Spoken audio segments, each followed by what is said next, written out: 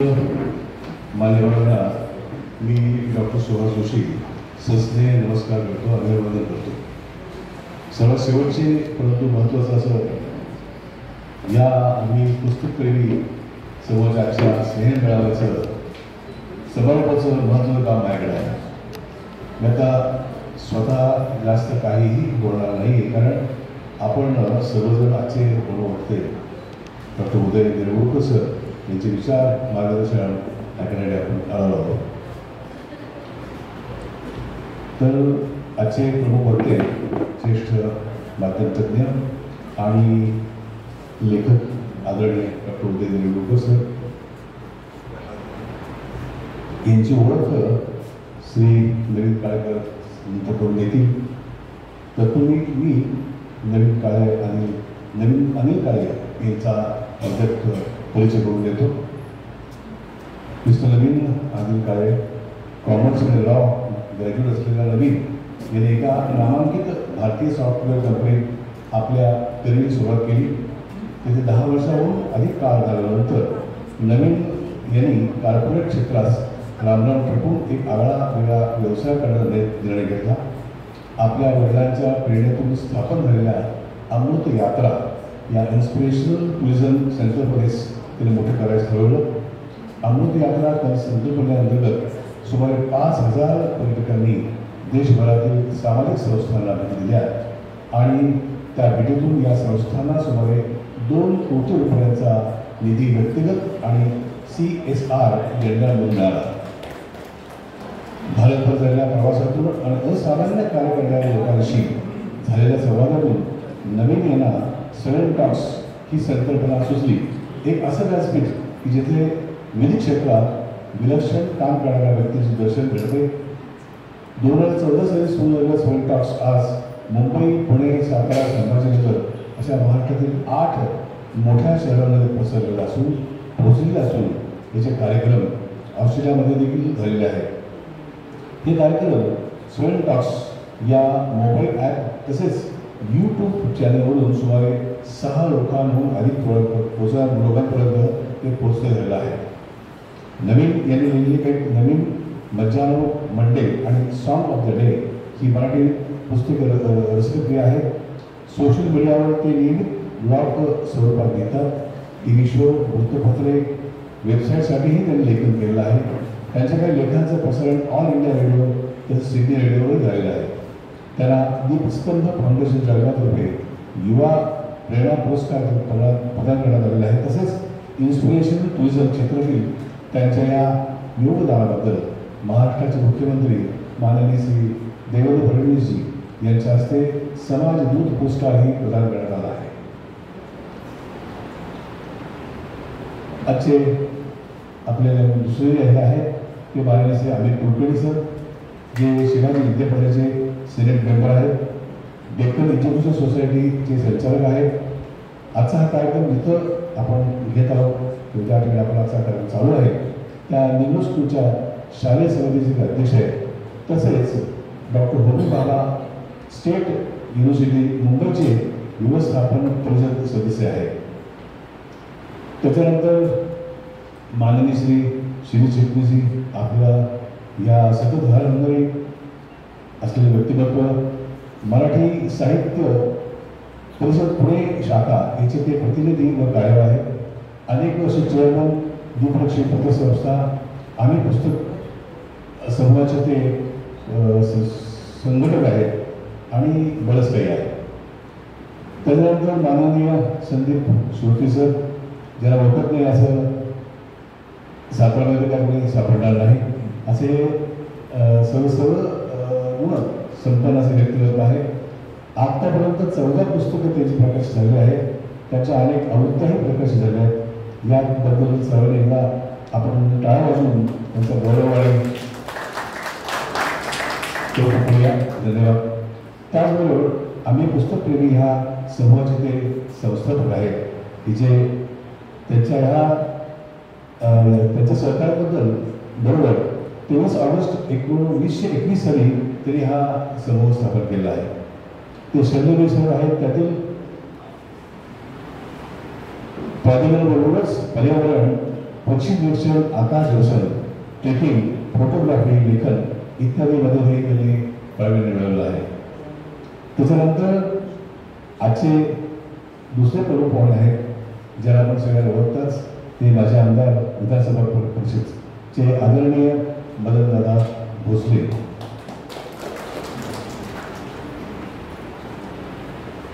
आपण सर्व मान्यवरांचे आम्ही पुस्तक प्रेमी समूहातर्फे आम्ही आता हार्दिक स्वागत करतो. मी आता अमित कुलकर्णी यांना विनंती करतो की त्यांनी नवीन कार्याचा पुस्तक घेऊन सत्कार करावा.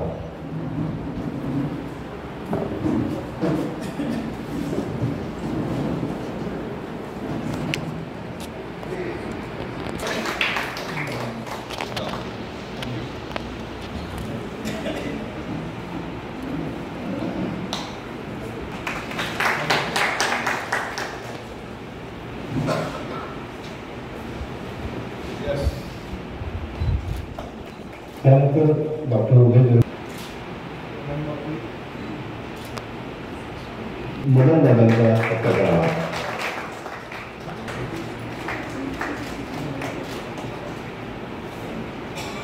कळस या उक्तीनुसार सकाळपासून आपण एक एक मराठी साहित्यातले काही पायाभूत विचार मांडणाऱ्या व्यक्तींचं ऐकलं. त्यानंतर आपल्या समाजात जवळजवळ 20-25 जण माझं लेखन, माझं वाचन, माझी कविता या विषयावर सगळे बोलून झाले. आता मात्र कळस आहे. कळसासाठी आज आपल्याला लाभलेले आहेत ते डॉक्टर उदय गिरगुडकर. काहीही आमंत्रण नव्हतं. मला नुसता एक फोन आला की रयतच्या कार्यक्रमासाठी गिरगुडकर संध्याकाळी साताऱ्यात येणार आहेत. मग ते डोक्यामध्ये चक्र सगळी फिरायला लागली आणि मी माझे दुसरे मित्र जे आहेत नवीन काळे, जे नंतर आपल्याशी संवाद साधणार आहे, तर त्यांना मी संपर्क केला की त्यांना आपल्या समूहाची माहिती आहे, ते आपल्या समूहाचे सदस्य आहेत. तर त्यांना मी सांगितलं की अशा आमचं एक वार्षिक अशा ते स्नेहसंमेलन असतात, दर महिन्याला दर आठवड्याला छोटे छोटे कार्यक्रम असतात. तर या कार्यक्रमाच्या समारोपाला जर का त्यांच्यासारखी व्यक्ती आपल्याला लाभली तर दुधात साखर. त्यांनी त्यांच्या पद्धतीने चक्र हलवली आणि अक्षरशः 24 तासाच्या तो होकार आला आणि आज आपल्याला या समारोपाच्या कार्यक्रमाला गिरगुडकरांचं विचार आपल्याला ऐकायला मिळणार. त्यांच्याबद्दल मी बोलून परत काही पुनरावृत्ती करत नाही, कारण नवीन काळे बोलणार आहेत. समारोपाच्या या कार्यक्रमामध्ये मला एका दृष्टीनं समाधान आहे की भरभरून प्रतिसाद आपल्याला मिळाला. आपल्या सर्वांना स्वतःहून व्यक्त होणं हा जो प्रकार आहे ते बऱ्याच जणांनी केलं. या कार्यक्रमात दिलेली बहुतांश पुस्तके ही आमच्या सदस्यांनी लिहिलेली आहेत आणि एकमेकाला देवाणघेवाणी प्रकार आहे ना तो पण आमचा चालू असतो. केवळ साताऱ्यासाठी समूह केला असा नव्हता, तर साताऱ्याशी संबंधित असणाऱ्या वाचकांच्या दृष्टीनं आम्ही हा समूह स्थापन करून आज 4 वर्ष झाली. सलग 1500-1600 पुस्तकांचा दररोज एक यानंतरचा पुस्तक परिचय चालतो. आज या कार्यक्रमाला आमचे सदस्य म्हणून मुंबई, ठाणे, पुणे, सांगली, कोल्हापूर इथून व्यक्ती आलेल्या आहेत. आमचे सदस्यांनी त्यांनी स्वतःहून अनेक सूचनाही केलेल्या आहेत. इथून पुढं आपल्या कार्यक्रमाचे स्वरूप थोडंफार बदलतं राहील. काही दिवसातच आपल्या सदस्यांच्या आमची जी कोर कमिटी आहे त्याच्यावर ते एक एक मुद्दे आपण टाकूया. वेळेअभावी मी जास्त बोलत नाही आणि आपल्या सर्वांच्या ज्या सदिच्छा आणि सक्रिय सहभाग आपल्या समूहात आहे तो तसाच चालू ठेवावा. लक्षात ठेवा, आगामी साहित्य संमेलन साताऱ्यात आहे ते शिवछत्रपतींच्या मराठा साम्राज्याच्या राजधानीमध्ये आहे. राजधानीमध्ये राजांचं संमेलन असलं तरी साहित्यातले राजे देखील त्यात दिसतील अशी मी आशा व्यक्त करतो. आज सकाळी पण मी बोलताना तेच बोललो. एक 4 ओळी मला त्यावेळी सुचल्या होत्या, म्हणजे मला सुचल्या होत्या म्हणजे मी वाचलेल्या सुचल्या होत्या पूर्वीच्या आहेत त्या. राज्य बुडाली नृप थोर झाले, राज्य बुडाली नृप थोर झाले, नदी कवी मात्र अनंत ठेले. अनेक राज्य गेली, बुडलीत, सगळं झालं. नदी आणि कवी मात्र अनंत आहे. राज्ये बुडाली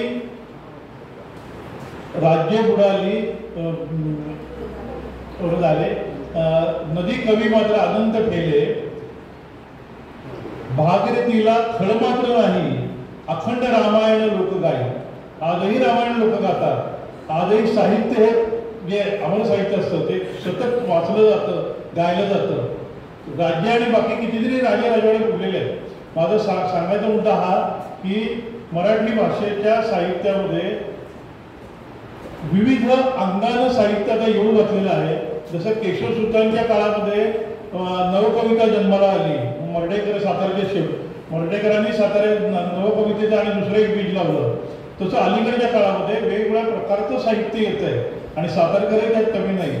आणि हे समृद्ध साहित्य एकमेकाला ओळख करून द्यावं, परिचित करून द्यावं म्हणून आमचा समूह आहे.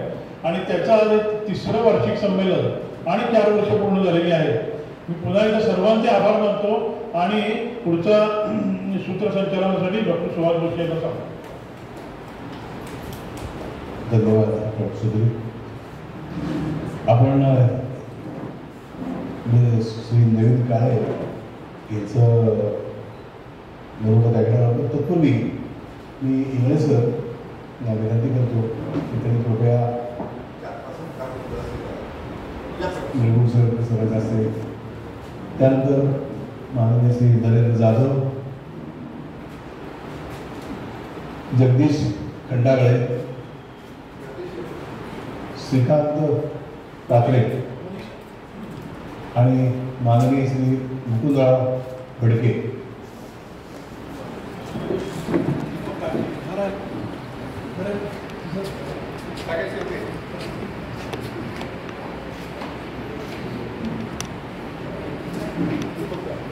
दीपक गाडगे,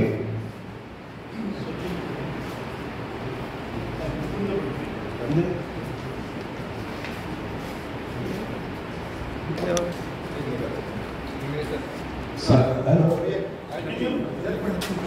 मिस्टर सचिन,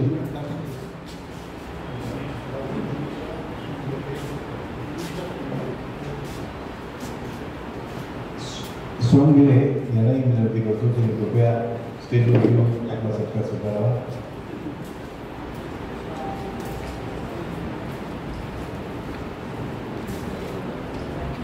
सहसंस्थापक स्वयं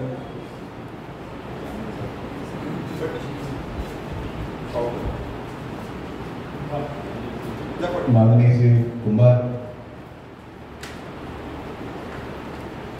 थोडा टाळ्या होते. धन्यवाद.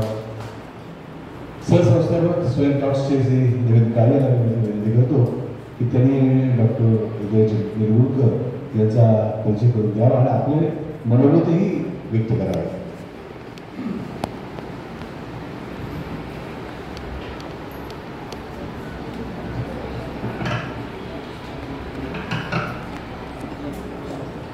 हॅलो.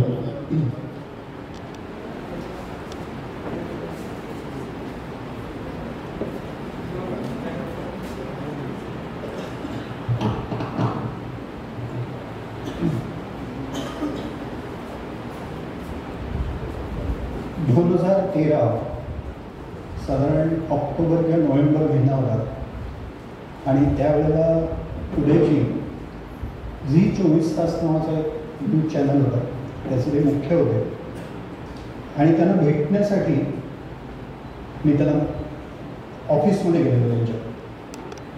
आणि कल्पना अशी होती डोक्यामध्ये की आत्ता जर का आपण वर्तमानपत्राचं पान उघडलं, म्हणजे 2013मध्ये आता परिस्थिती नक्कीच बदलली. जर का वर्तमानपत्राचं पान उघडलं, जर TV चॅनल ऑन केला, तर जे पाहू नये, जे वाचू नये असं सगळं आपल्या डोळ्यासमोर येत असतं. तर असा एक प्लॅटफॉर्म सुरू करावा, असं एक व्यासपीठ सुरू करावं ज्या ठिकाणी महाराष्ट्रातलं आणि भारतामध्ये जे जे काही उत्तम घडतं आहे, जे जे काही सकारात्मक घडतं आहे, तर ते त्या ठिकाणी आपण प्रस्तुत करावं. त्या प्रकारची माणसं शोधावी आणि त्यांना आपण लोकांसमोर आणावं. पण तो केवळ भाषणाचा कार्यक्रम नसेल, तर तो एका प्रकारे सादरीकरणाचा कार्यक्रम असेल, ज्याला आपण इंग्लिशमध्ये ज्याला टॉक्स म्हणतात. अशा प्रकारचा तो एक कार्यक्रम असेल आणि त्याच्यावर भरपूर मेहनत घेऊन तो कार्यक्रम सादर केला जाईल. आणि सगळ्यात महत्त्वाचं म्हणजे त्या कार्यक्रमाला एक तिकीट असेल, लोक तिकीट काढून भाषण ऐकायला येतील, अशी एक कल्पना 2013च्या ऑक्टोबर-नोव्हेंबरमध्ये मी उदयजींसमोर मांडली. ते अर्थातच उदयजी होते, त्यामुळे त्यांनी मला एकाच वाक्यात मला त्यांनी गार केलं. मला ते म्हणाले, are you trying to do Marathi TED talks? मी म्हटलं हो. आणि मला अजून आठवत आहे, त्यांनी अक्षरशः बसल्या जागी आपल्या खुर्चीमध्ये अशी एक छोटीशी उडी मारली आणि ते म्हणाले, गेली अनेक वर्ष मी विचार करतोय की हे आपल्या मराठीत घडू शकेल का? आणि आज कोणीतरी माझ्यासमोर आलं आहे आणि मला सांगत आहे की आपण टेड टॉक्ससारखं काहीतरी आपण मराठीत करू शकतो का? मी तुला आज शब्द देतो, आज या संकल्पनेचा जन्म झाला आहे असं समज. मी आजपासून तुझ्याबरोबर आहे. साधारणपणे सामाजिक क्षेत्रामध्ये काम करत असताना मी आजपासून तुझ्याबरोबर आहे असं म्हणणारे खूप लोक भेटत असतात. आणि त्यामुळे ज्या वेळेला उदयजी असं म्हणाले त्यावेळेला मी हसून हो म्हटलं आणि मी म्हटलं, उदयजी आपला कार्यक्रम अमुक अमुक दिवशी आहे आणि ह्या कार्यक्रमाचं पूर्ण सूत्रसंचालन सुसंवादक म्हणून तुम्ही यावं आणि मग वक्त्यांशी संवाद साधा. 2013 नंतर आज 21 सप्टेंबर 2025 हा दिवस आहे आणि या इतक्या 12 वर्षामध्ये ह्या व्यक्तीने स्वयं टॉक्सला केवळ त्याच्याबरोबर नाही आहे, तर स्वयं टॉक्सला ह्या व्यक्तीने जागतिक उंचीवर नेले. असे अनेक प्रसंग आले, संकटाचे आले, अडचणींचे आले, पण डॉक्टर उदय निरगुडकर स्वयं टॉक्सच्या मागे एक पालक म्हणून उभे राहिले, एक मार्गदर्शक म्हणून उभे राहिले. त्यामुळे मी आत्ता जो तुम्हाला परिचय अगदी थोडक्यात जो करून देणार आहे तो त्यांचा बायोडेटा वगैरे मी हा आणलेला नाही आहे, कारण ही व्यक्ती आहे ना, ही बायोडेटाच्या पलीकडची. त्या बायोडेटामधल्या प्रत्येक ओळीवर 3-3 तास आपण बोलू शकतो. तर त्याच्यामुळे मी अगदी थोडक्यात तुमच्याशी संवाद साधणारे, कारण आपण सगळेच जण त्यांना ऐकायला आलेलो आहोत. गेल्या 12 वर्षामध्ये जवळजवळ 160 पेक्षा व्यक्ती स्वयं टॉक्समध्ये येऊन गेल्या आणि अंटार्क्टिकाला गेलेल्या 58 वर्षाच्या मधुबाला चिंचाळकर इथपासून ते देशी अंडी विकून महिन्याला 6 कोटी कमावणारा सौरभ तापकीर जो फक्त 22 वर्षाचा आहे, या रेंजमध्ये 160 माणसं येऊन गेली. दरवेळेला आम्ही ज्या वेळेला वक्त्यांची निवड करतो त्यावेळेला आम्ही असं गमतीत म्हणतो, उदयजी ह्या वेळेला उदयजी काय करतील आता बघूया, कारण इतकी विविध प्रकारची माणसं तिकडे येतात. आणि सगळ्यात आणखीन एक महत्त्वाचं, त्यातल्या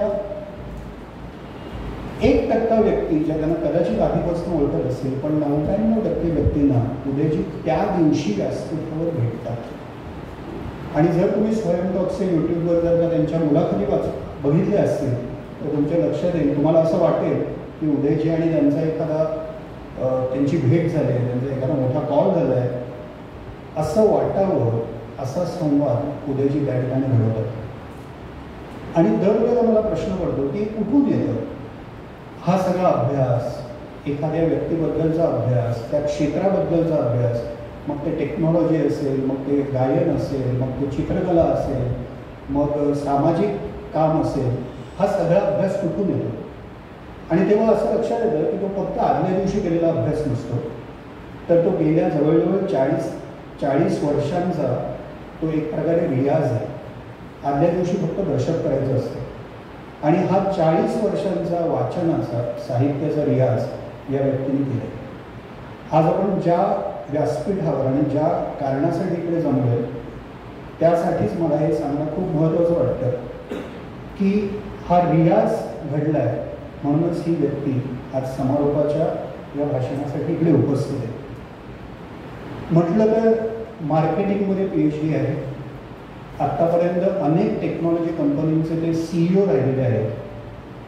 परंतु अशी एक संधी आली की या माणसाने, त्या माणसाचं स्वतःचं आयुष्य नाही बदललं, तर त्या माणसाने अनेक व्यक्तींची आयुष्य बदलली. आणि ते म्हणजे ज्या वेळेला ते झी 24 तासचे मुख्य संपादक झाले, त्यावेळेला केवळ जे पूर्वीपासून घडत आलेलं त्याच बातम्या त्याच दाखवत राहायच्या हे त्यांना सहज शक्य होतं.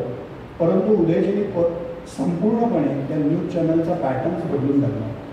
आणि आपण फक्त न्यूज बघत नाही आहोत, तर आपण साहित्यातलं काहीतरी ऐकतोय, आपण कलेमधलं काहीतरी पाहतोय, आपण शास्त्रीय संगीताचा आस्वाद घेतोय, आपण एखादं सामाजिक काम पाहतोय. असा एक प्रचंड मोठा बुके उदयजींनी ते झी 24 तासवर आणला. आणि केवळ त्यांनी ते चॅनलचीच उंची किंवा दर्जा वाढवला नाही, तर ह्या माध्यमातून त्यांनी आपल्या TV पाहणाऱ्या सर्व प्रेक्षकांच्या अभिरुचीचा दर्जासुद्धा वाढवला. आणि म्हणूनच उदयजींचं या मीडियामधलं जे योगदान आहे ते केवळ वादातीत आणि अतुलनीय असं आहे. त्यानंतर अर्थातच ते IBN लोकमतचे देखील मुख्य संपादक होते.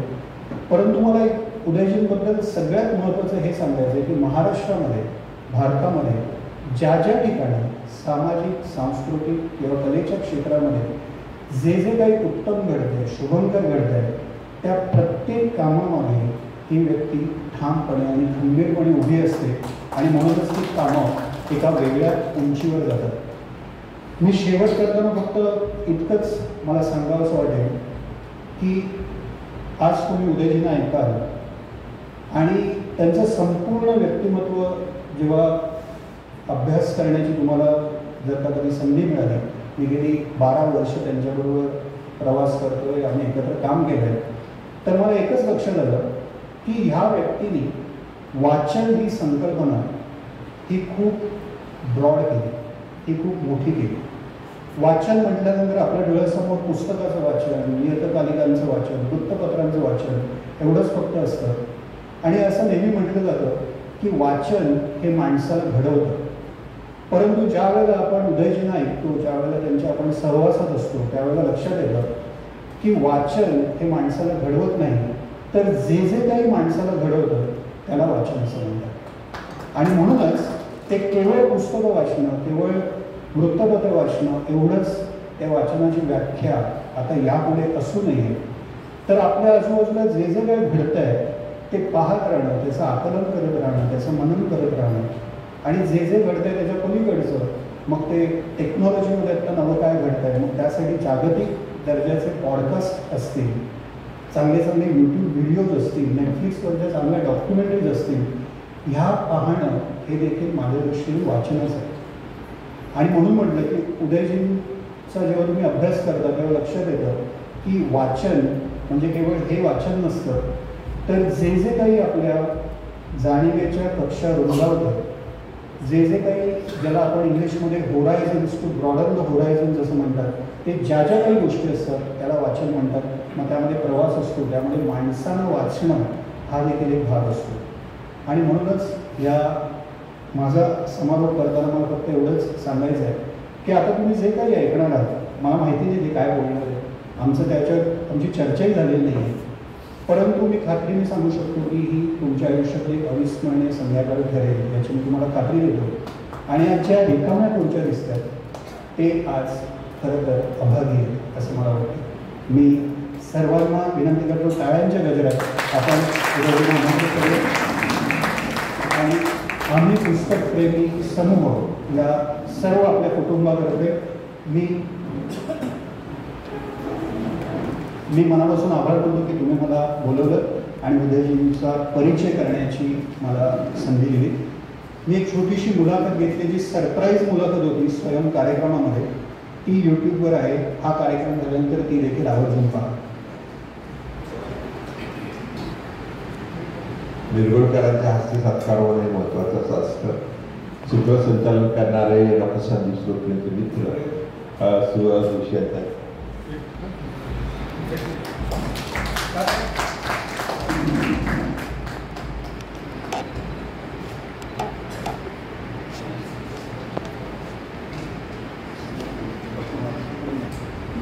हे बरं आहे, एकतर 2 दिवस आधी सांगायचं की अशा सगळ्या वाचकांसमोर समारोपाचं भाषण करायचं आहे आणि नंतर लोकांच्या अपेक्षा या अशा वाढून ठेवायच्या. ह्या सर्व समूहाचे प्रमुख असलेले डॉक्टर श्रोत्री, परममित्र मदन भोसले, कुछ मेरे बारे में बढ़ा चढ़ा के जिन्होंने बोला असे नवीन काळे, व्यासपीठावरील सर्व मान्यवर आणि व्यासपीठासमोरील वाचक, रसिक, प्रेक्षक, आजपर्यंत सातारा ही महाराष्ट्राची शौर्याची राजधानी होती. असे छोटे छोटे उपक्रम करून आपण तिला साहित्याची नगरी बनवलेली आहे. दुसरी गोष्ट, मोठी मोठी साहित्य संमेलनं भरत असतात. तसंच एक अखिल भारतीय मराठी साहित्य संमेलन इथं साताऱ्यात काही महिन्यात भरणार आहे. ते वादाशिवाय पार पडो या तुम्हाला शुभेच्छा. तर प्रेक्षक, इथं थेट बोलायची संधी हा काही ठरवलेला विषय नव्हता.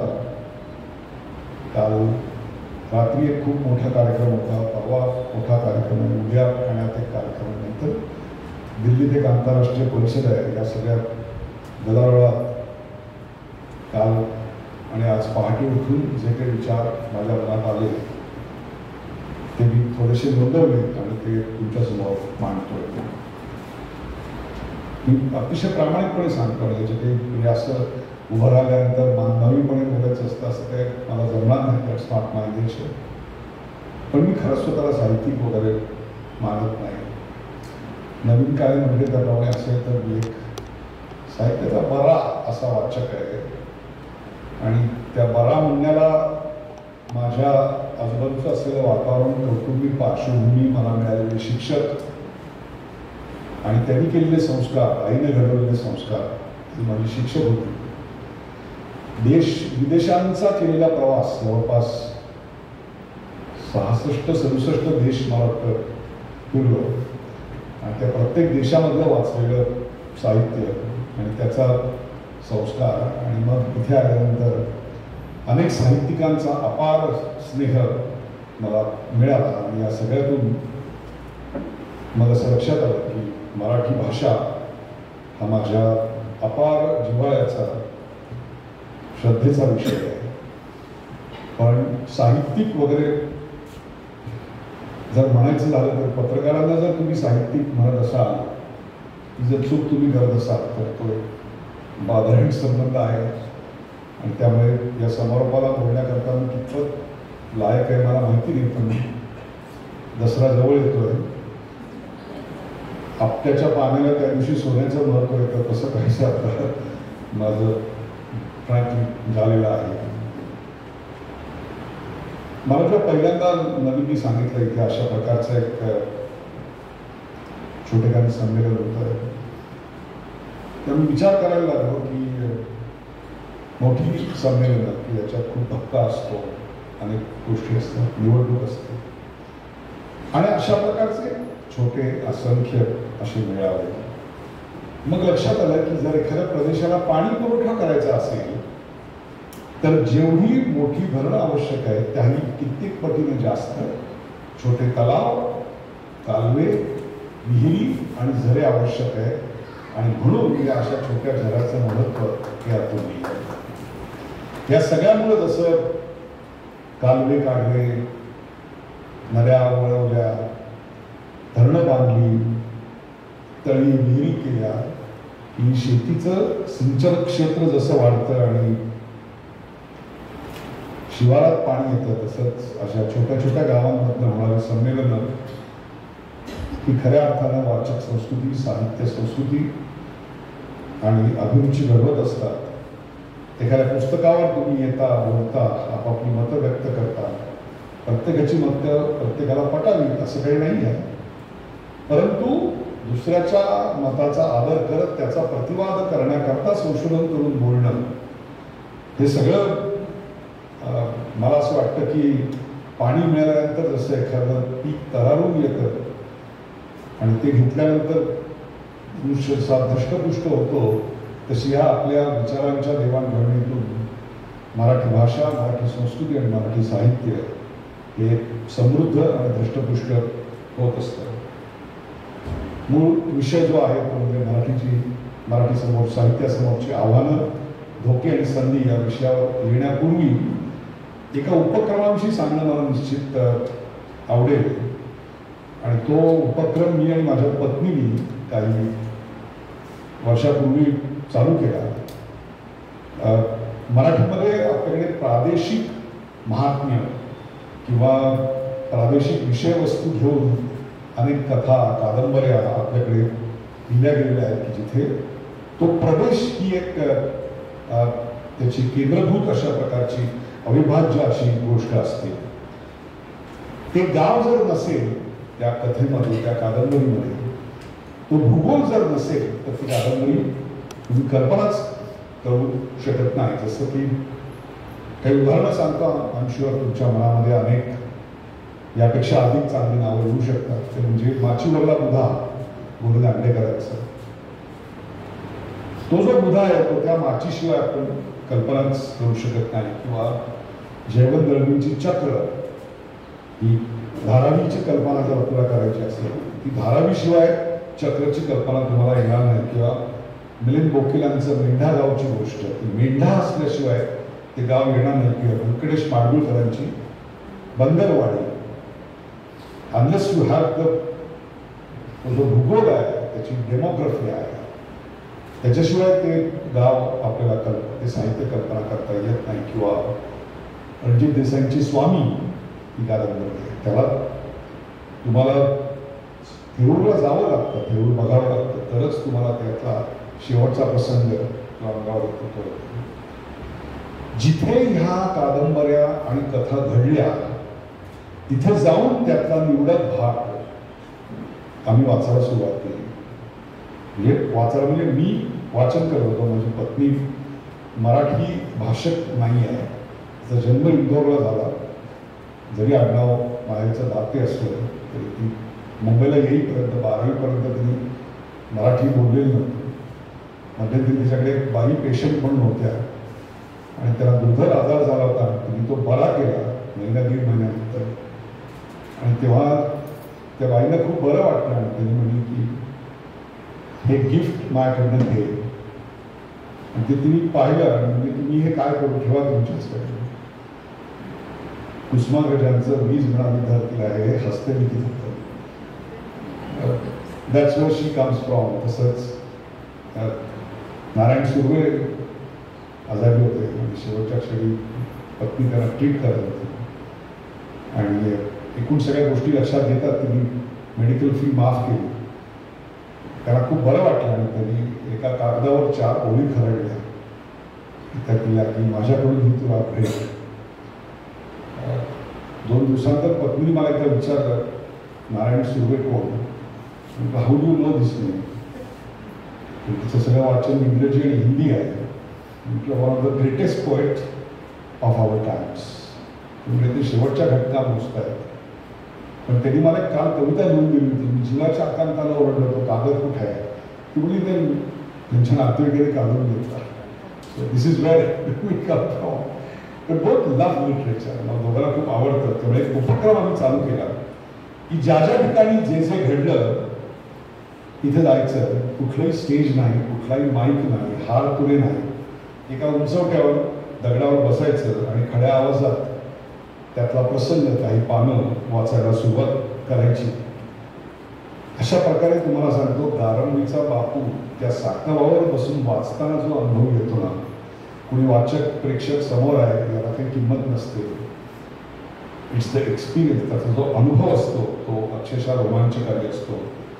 मला असं वाटतं की साहित्याचे जेवढे मोठे उपक्रम साहित्य अकादमीचे होतात हे जेवढे महत्त्वाचे आहेत त्याहीपेक्षा महत्त्वाचे हे असे छोटे छोटे उपक्रम आहेत आणि ते चालू राहिले पाहिजेत. अन्यथा तहान लागण्याआधीच विहिरी खणूया, नाहीतर भलत्याच पियाची आपल्याला तृष्णा भागवण्यासाठी उपयोग करावा लागेल.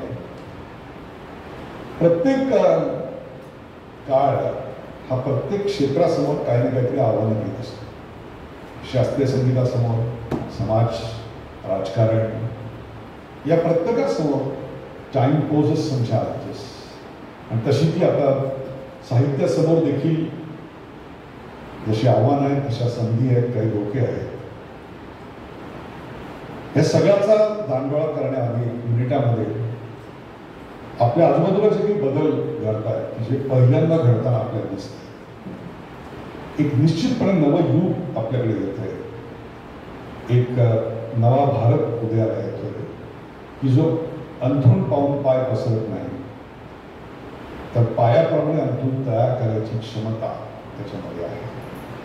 माहिर गटात वाढलेले 40च्या पुढचे आणि आहेर गटात वाढलेले 20च्या आतले असे दोघंही आता या क्षणाला या भारताकडे आहेत. एखादी अर्थव्यवस्था, एखाद्या देशाची अर्थव्यवस्था 3ऱ्या नंबरवर जाणे ही सोपी, 4थ्या नंबरवर जाणे ही सोपी गोष्ट नाही आहे. निश्चितच त्याचा समाज जीवनावर, दृष्टिकोनावर खूप मोठा फरक पडत असतो. आणि हा फरक अमेरिकेचा जर तुम्ही सगळा 200-300 वर्षाचा इतिहास पाहिला, तुमच्या लक्षात येईल की अमेरिकेच्या साहित्यामध्ये याची स्पंदनं कशी पडत गेलेली आहे. हे जसं एका बाजूला आहे तसंच चंगळवाद, पाश्चात्यांचं अंधानुकरण आमच्या एकूणच समाज जीवनामध्ये, व्यक्ती जीवनामध्ये, कुटुंब जीवनामध्ये आत्तापर्यंत नसलेला स्वकेंद्रितपणा, स्वमग्नपणा, पराकोटीचा वैयक्तिक स्वार्थवाद, अशा अनेक गोष्टी आपल्याकडे सध्या सर्वच समाजातल्या कुटुंबात घडत आहेत. परवा सांगलीला एका शाळेमध्ये गेलो होतो. खूप मोठा कार्यक्रम होता. ट्रस्टींनी सगळ्यांची ओळख करून दिली. एका बाईंची ओळख करून दिली. ते म्हणजे की ह्या आमच्याकडे सायकेट्रिस्ट आहेत. मला वाटतं कोणा ट्रस्टीची पत्नी किंवा सून वगैरे काहीतरी आहे. तिच्याशी बोललो तेव्हा लक्षात आलं ते फुल टाईम एम्प्लॉई आहे, ते नोकरी करतात. तो नोकरी कुठे? मॉन्टेसरीच्या शाळेत, म्हणजे 1ली ते 4थी होती. कशा करतात? 3रीतल्या मुलांनी आत्महत्या करायचा प्रयत्न केला म्हणून मला तिथे नोकरीवर ठेवलं. दिस चॅलेंज वॉज नॉट देअर. हे 10 वर्षापूर्वी आपल्याकडे घडत नव्हतं. शहरं अस्ताव्यस्त वाढत आहे. एकही शहर भारतामध्ये असं नाही की ज्याच्यात नागरीकरणाचे प्रश्न निर्माण झालेले नाही. आणि एकही खेडं आपल्याला अपवादानेच असं एखादं असेल की जे भकास झालेले नाही. साऊथ कोरियामध्ये मी जेव्हा काम करत होतो आणि साऊथ कोरियाचं मॉडेल सर्वात उत्तम आहे असं सांगितलं जात होतं, कारण त्याचं दरडोई उत्पन्न हे अतिशय चांगलं आहे, आपल्यापेक्षा खूप जास्त आहे. तेव्हा लक्षात आलं की 93% लोकसंख्या ही शहरात राहते आणि गावामध्ये फक्त 70च्या पुढची लोकसंख्या राहतात. आणि आत्महत्येचं प्रमाण अख्ख्या जगात साऊथ कोरियामध्ये सर्वात जास्त आहे. So that's not the model we can follow. पण आपल्याकडे आपण त्या परिस्थितीकडे जातोय की काय हे एका बाजूला आहे. पण ऊर्जा मिळाव्या अशा अनेक गोष्टी आपल्या आजूबाजूला घडत आहेत. माणसातलं करोग्य, मुलींनी रील बनवलं आणि ते वडिलांना आवडलं नाही म्हणून नॅशनल चॅम्पियन बॅडमिंटन प्लेअर असणाऱ्या मुलीला आई वडील ठार मारून टाकतात. हे क्रौर्य आणि आजी मोबाईलशी खेळू नको सारखा असं म्हणते म्हणून आजीचा उशिरी गळा धावण्याची घटना ठाणे डोंबिवली या भागात घडते. किंवा पाऊस पडेल पैशाचा म्हणून डोंबिवलीतल्या सुशिक्षित उपनगरामध्ये घरात एक होम केला जातो आणि वरतून छतातून पैसे पडतील म्हणून वाट पाहणारे एज्युकेशन क्वालिफिकेशन M.Com आणि MA असतात. याच्यावर विश्वास तरी कसा ठेवायचा, हे सगळं दोन्ही आपल्याकडेच घडत आहे. त्यामुळे सवंगपणाची आवड, त्याचं एक प्रकारचं आकर्षण, उथळपणा, सहज स्वीकार, हे जसं आहे. जातीपातीचे कंगोरे आरक्षणाच्या सगळ्या लढ्यांमधून खूप तीव्र होत जाताना दिसत आहेत. प्रथम माणसं नावापेक्षा आडनावाकडे आधी बघतात आणि आडनावानंतर अंदाज घेतात की हा कुठला असू शकतो. हे 25-30 वर्षापूर्वी महाराष्ट्रात कधी पाहिल्याचं मला आठवत नाही. पण याचबरोबर प्रेरणा मिळणाऱ्या सगळ्या गोष्टी पण महाराष्ट्रात प्रचंड घडत आहेत. सुपर अचिव्हर्स अनेक क्षेत्रातले आपल्याकडे आहेत. तसेच मनाचे कमकुवतपणाचे नीचांक ते देखील आपल्याकडे आहेत. पण इथे वेगळा विचार मांडायचा आहे. हे दोन्ही समाजामध्ये घडते. आपल्याकडे किती लोकांना माहिती आहे मला माहिती नाही, पण अलेक्सा किती लोकांनी ऐकले किंवा वापरले हात वर करा. अलेक्सा, बरोबर. या अलेक्साचा जो शोध आहे तो अमेझॉननी नाही लावलेला. स्वयं टॉक्समध्ये बघा, तो धैर्य दंड या नाशिकमधल्या एक सामान्य प्लंबिंगचं काम करणाऱ्या वडिलांच्या मुलांनी लावलेला आहे. अशा मी तुम्हाला शेकडो गोष्टी प्रेरणादायक अशा सांगू शकतो. परंतु या गोष्टी एकीकडे घडत असताना विकृती आणि हिंसा समाजात वाढली म्हणून केवळ त्याचंच चित्रीकरण करायचं, या अशा चांगल्या गोष्टीचा सूर्योदय पण दाखवायचा, याचा विचार करायची वेळ द्यायची. कारण साहित्याचा इम्पॅक्ट होतो की नाही होतो याच्यावर वाद घालायची गरजच नाही आहे. टॉल्स्टॉयनी सांगितलेलं होतं की लेनिननी सांगितलं होतं की टॉल्स्टॉयनी त्याच्या साहित्यातून रशियाची क्रांती 100 वर्ष आधी पुढे खेचून आणली. So it does impact. जी शाश्वत मूल्य आमच्या समाजामध्ये आजपर्यंत होती, ज्याचं एक प्रकारे प्रकटीकरण आमच्या क्लासिक साहित्यामध्ये ते रामायण महाभारत याच्यावर होत होतं, ते आशा निर्माण करणारं साहित्य आहे. हे खरं तर आमच्या जीवनातलं सावं महाभूत होतं.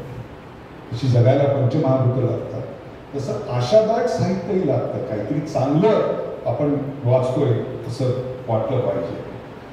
आणि म्हणूनच जेव्हा जेव्हा राष्ट्रावर संकट येतं तेव्हा लेखक कवी कविता लिहितात, लेख लिहितात, आपल्या लेखण्या परसतात. म्हणूनच जेवढं सैन्य आवश्यक आहे राष्ट्राच्या संरक्षणासाठी, तेवढंच आशादायक लिहिणारे साहित्यिक सुद्धा आवश्यक आहे.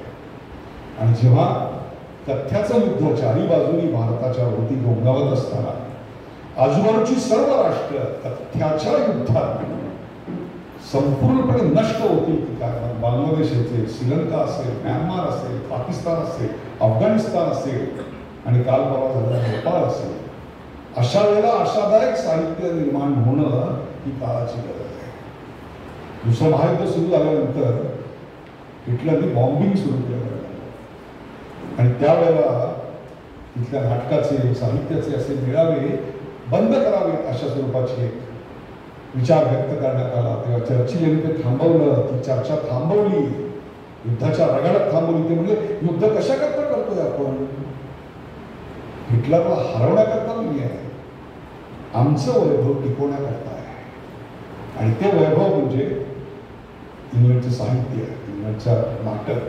तर ते थांबवून आम्ही युद्ध जिंकू अशा प्रकारचं काही आपल्याकडे परिस्थिती आहे. आणि म्हणूनच समाजात श्रद्धा निर्माण करेल, आशा निर्माण करेल अशा प्रकारचं साहित्य निर्माण होणं आणि त्याचा झेंडा मिळवणं ही सर्वात जास्त गरज आहे. याचं कारण असं आहे, एकदा का गरिबी आणि अन्यायाचा झेंडा खांद्यावर घेतला की दुर्दैवाने आपल्याकडे फक्त अन्यायच दाखवायची अहमहिका लागते.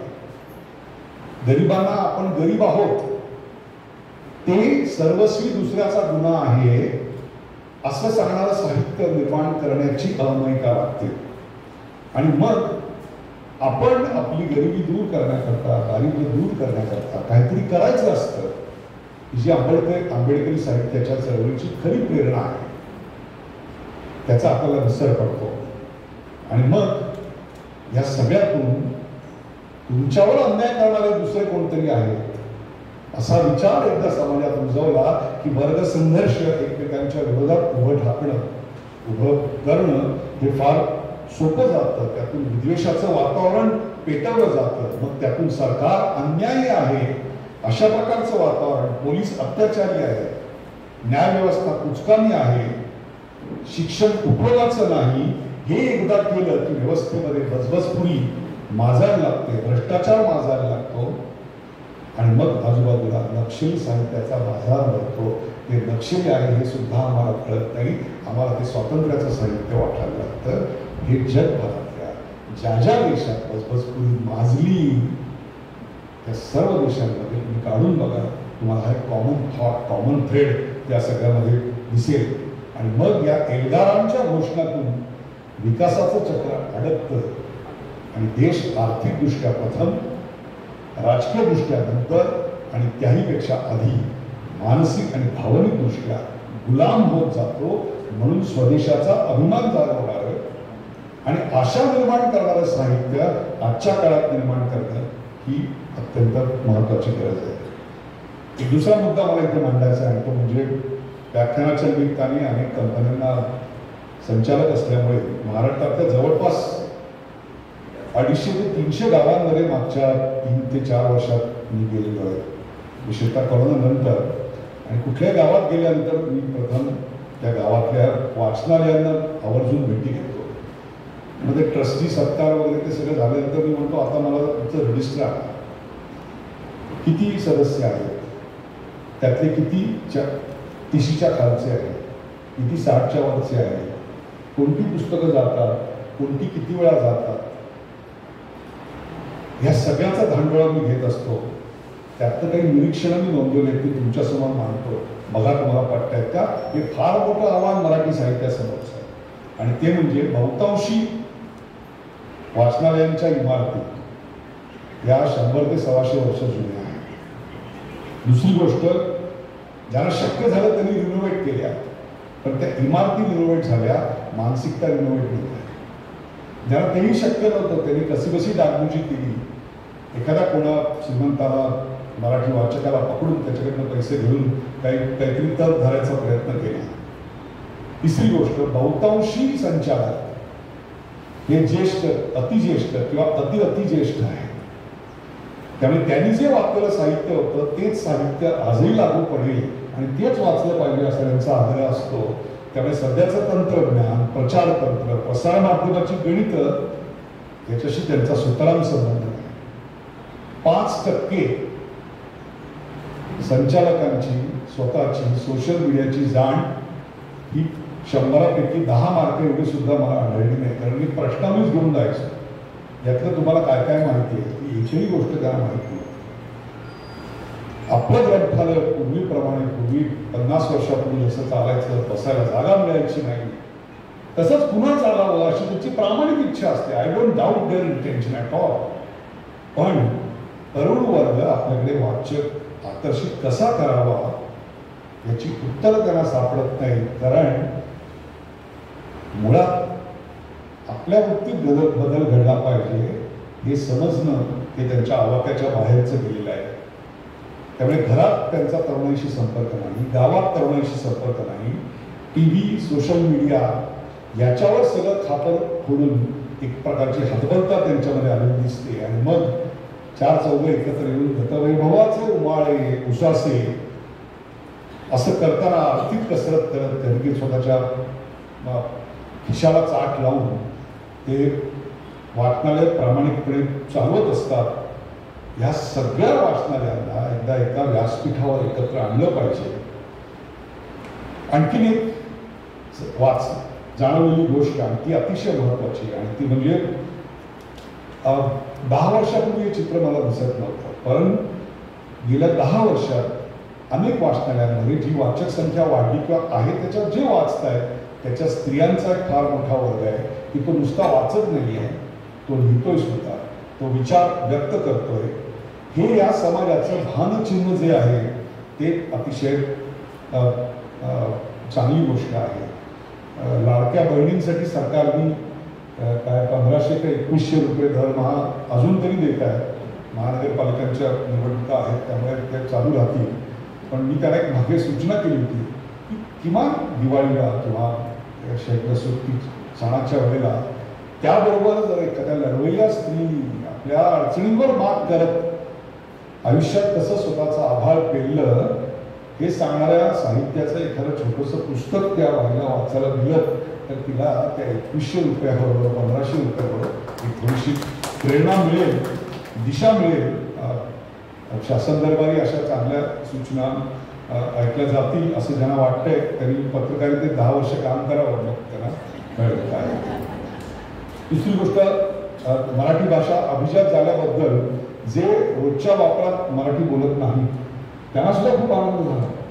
तुम्हाला सांगतो, मी शब्दावर सांगतो, शुद्ध मराठी बोलणारी किंवा बोलणारा निवेदक शोधण्याकरता मी जो जीवाचा आटापिटा केला त्याच्यावर एक पुस्तक होऊ शकतो. कॉलेजमध्ये पाहिल्या नसतील एवढ्या मुली मी वृत्त निवेदिका म्हणून आमच्याकडे इंटरव्ह्यूला मुलाखतीला आल्या. पहिले अशी खूप मोठी अपेक्षा होती की आंतरराष्ट्रीय पट माहिती पाहिजे, महाराष्ट्राचं राजकारण वगैरे, साखर वगैरे असं.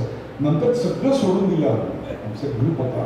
शेवटी आम्ही ठरवलं की काही नाही, नाकी डोळी नीटच आणि बाकी सगळं आमचा मेकअप पण बघून घेईल आणि स्वतःविषयी एक बाबा 2 मिनिटं शुद्ध मराठी बोल, एवढ्याच अपेक्षेपर्यंत आम्ही आलो. आणि उत्तर काय आली होते, सर मी सुभेदारवाडा स्कूलमध्ये शिकले 10th पर्यंत. मग 12th ला मी बिर्ला कॉलेज कल्याणला स्टडी करायला गेले. तिकडे मी खूप चांगले पर्सेंटेज मिळवले. मग रुईयाला जाऊन मी BA केलं. BAला मी मराठी स्पेशल सब्जेक्ट घेतला. आम्हाला कंटेम्पररी लिटरेचर हा मराठी विषय होता.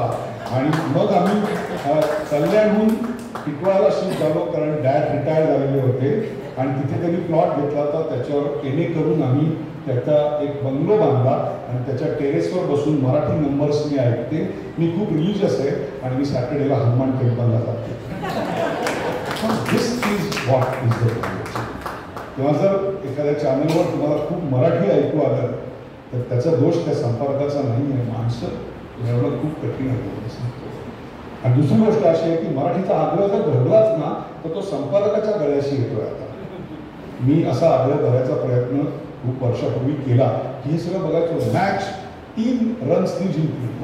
हे काय रन्स का, धावा म्हण, मॅच का, सामना म्हण. म्हणून मी फतवा काढला की काय नाही, मराठी शब्द वापरायचे, इंग्रजी वापरले तर पगार कापण्यात येईल. ते माझ्याच गळ्याशी काय झालं तुम्हाला सांगतो. मी रविवारी पेपर वाचता वाचता चॅनलकडे लक्ष होतं, घरी बसलो होतो आणि मी बातमी वाचली की हिरव्या जातीची कासवं समुद्रात वेळास येथे सोडण्यात आली. हिरवी जात कुठून आली? मग मी फोन केला आणि विचारलं. ते म्हणले तो बुलेटिन प्रोड्युसर अजून PCR मध्ये आहे. म्हणलं तो बाहेर आला की सांग, त्याला ताबडतोब फोन करायचा मला. तो घाबरला. फोन सर सर काय काय काय होतंय, काय वाचलं? तो म्हणणे अँकरने वाचलं, त्याला विचार. त्याच्याकडे फोन दिला. अँकर म्हणला मला काय, मी समोर ते वाचलं. म्हणजे बघा आता संपादक शिकल्यानंतर प्रत्येकाने अंग झटकायला सुरू, हे माझं पाप नाही. मग मी म्हणलं हे केलं कोणी, तर तो बुलेटिन प्रोड्युसर जो सकाळचा होता तो म्हणला हे नाईटवाल्यांनी केलेलं आहे. नाईटवाला घरी झोपलेला होता, त्याला उठवलं मी. म्हटलं हे काय आहे? तो सर हे माझं नाही, हे रत्नागिरीहून आलेलं आहे. रत्नागिरीच्या माणसाला उठवला. तो घरचे रविवारी सकाळ तो नारळ काढायला चढलेला, तिथे त्याला फोन लावला. तो सरकन खाली घसरला. संपर्काचा फोन आला. म्हणजे हे काय आहे? तो सर हे माझं नाही, एक स्टिंजर दिलेलं आहे, त्या स्टिंजरने पाठवलेलं आहे, त्या स्टिंजरला उठवला.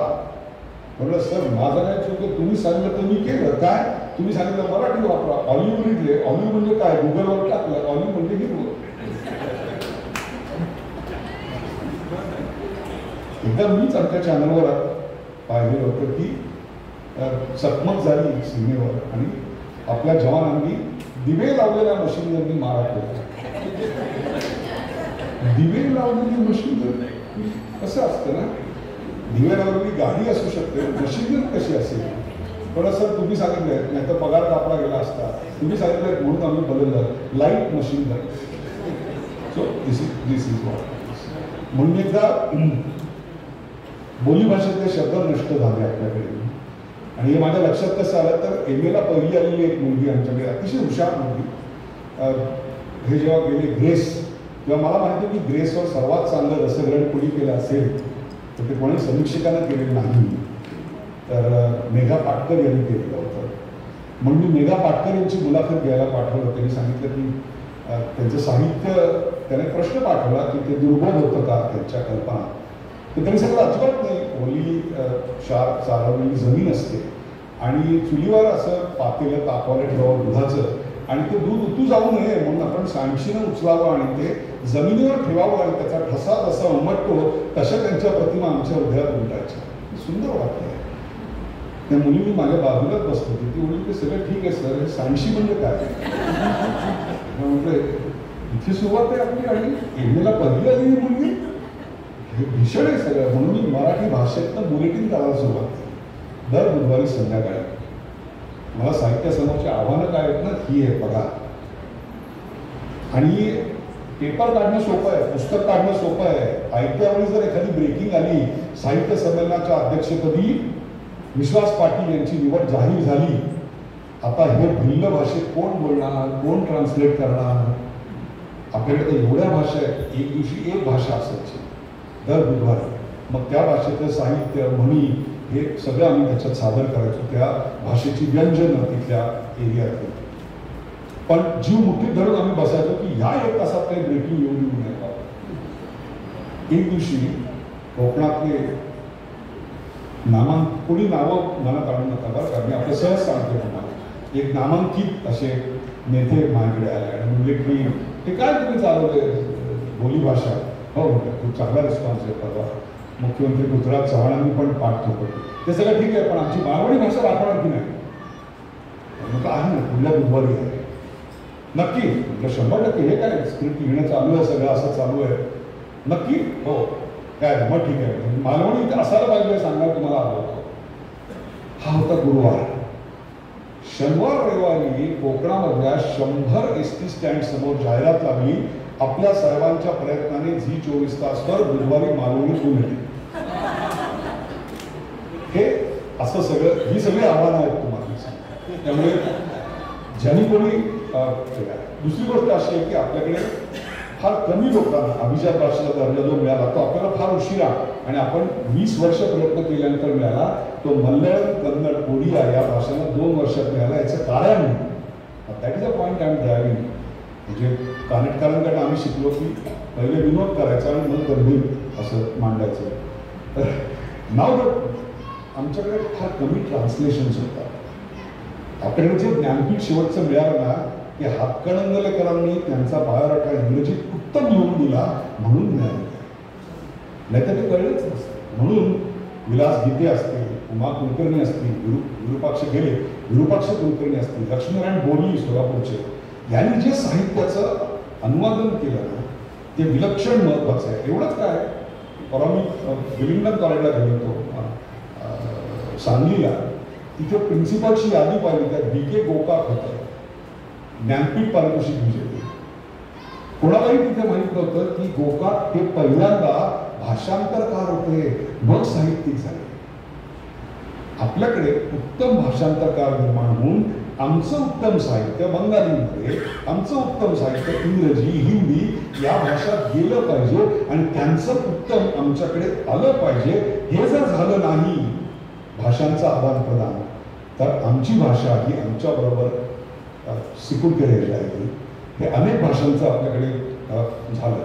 आणखीन एक महत्त्वाचं चॅलेंज आहे ते म्हणजे अजूनही विकिपीडिया किंवा सोशल मीडिया ह्या वाचनाच्या नवीन मेथड्सचा वापर आपल्या प्रसारासाठी, आपल्या लेखनाच्या प्रचारासाठी कसा करायचा हे माहिती नाही. आम्ही आमची 1500, 2000ची आवृत्ती 2 महिन्यात 4 महिन्यात खपली, याच्यातच आम्ही दंगता मानतो. अरे पण 14 कोटीचा महाराष्ट्र, त्यात 12 कोटीची मराठी माणसं, त्याच्यात तुझी 1000ची आवृत्ती फक्त खपते, याची खंत आम्हाला मांडायची. आणि राजकीय पक्षांना हा मुद्दा कळणार नाही, कारण त्यांना फक्त प्रदर्शनी गोष्टीत रस आहे, आणि तो म्हणजे इंग्रजी पाट्या गेल्या पाहिजेत आणि मराठी पाट्या आल्या पाहिजेत.